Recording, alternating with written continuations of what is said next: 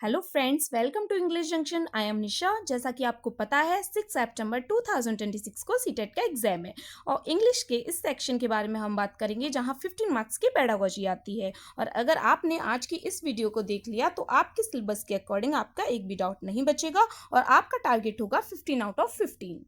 सबसे पहले आते हैं पार्ट 1 कोर कंसेप्ट्स पर, जो 5 मार्क्स का आता है। इसका पहला टॉपिक है एक्विजिशन वर्सेस लर्निंग। इसका मतलब है कि बच्चा बिना किसी नोटबुक के नेचुरल तरीके से जो भाषा सीखता है, जैसे उसकी मदर टंग, वो एक्विजिशन है।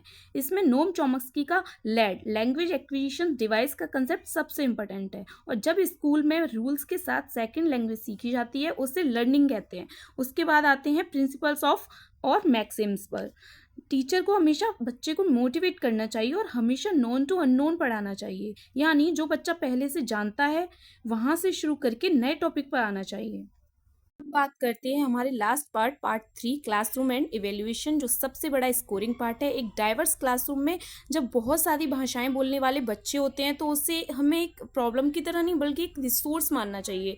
साथ ही बच्चों के जो लर्निंग डिसऑर्डर्स जैसे डिसलेक्सिया, पढ़ने में दिक्कत और डिस्ग्राफिया, लिखने में दिक्कत से एक क्वेश्चन फिक्स आता है। और आखिरी में हम करते हैं इवेल्युएशन CCE। इसमें जो 2 टर्म याद रखिए, फॉर्मेटिव असेसमेंट जो पढ़ाते पढ़ाते हम बीच में फीडबैक लेते हैं, और समेटिव असेसमेंट जो साल के आखिरी में मार्क्स के लिए होता है। अगर बच्चा कहीं गलती करता है तो पहले हम डायग्नोस्टिक टेस्ट से उसकी कमजोरी पता लगाते हैं और फिर रेमेडियल टीचिंग से उसे सुधारते हैं। सो फ्रेंड्स, ये था इंग्लिश पेडागोजी का कंप्लीट सिलेबस और इसके बाहर एग्जाम में एक भी क्वेश्चन नहीं आने वाला। कल से हमारी रेगुलर क्लासेस इसी चैनल पर शुरू हो रही हैं, जहां हम हर एक टॉपिक को डिटेल में और प्रीवियस ईयर क्वेश्चन के साथ सॉल्व करेंगे। चैनल का नाम याद रखिए, English junction bye Nisha Sharma. अभी सब्सक्राइब कर लीजिए और वीडियो को लाइक जरूर कीजिए एंड शेयर कीजिए। Thank you so much.